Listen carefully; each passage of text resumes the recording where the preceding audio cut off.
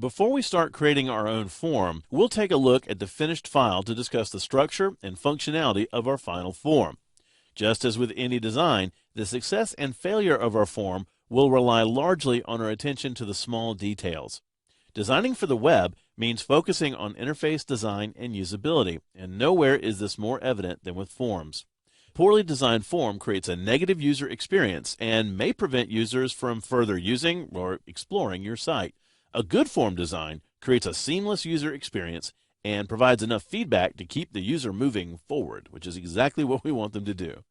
As with the other elements in your site, accessibility is important, and designing your forms with accessibility in mind is a very good practice. So here in our browser, I have our finished form open, and I'm going to scroll down, and we're just going to take a second to examine our form and what we're going to be building. Now, this is a form that's going to allow people who are using the Explore California website to join their community, the Explorers. And so there's certain information that we need from these users before they can join the user community. You'll notice that the form is actually split up into 3 sections. We have personal information, login information, and then a tour profile that's going to help us sort of match people together and make sure that we are catering to their specific interests. Now, because of the fact that we have those 3 distinct areas, notice that visually we've separated them and made it very easy for someone to progress from one area of the form to another. Our form has been designed with accessibility in mind as well, allowing users to tab through the form in the order they encounter the form elements, which is a very, very nice practice. We've also added a little bit of client-side validation as well. Notice, for example, that if I come down into the password section and start entering a password, I get some immediate feedback from the form that says that needs to be at least 6 characters. So we have some client-side form validation here that Dreamweaver makes surprisingly easy to incorporate into your forms. Also notice that we have some fairly non-standard form layout going on here.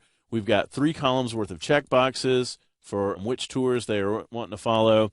We have consistent widths for our labels and our text input fields. So we're going to concentrate on styling our form in a way that gives us a nice, visually appealing layout.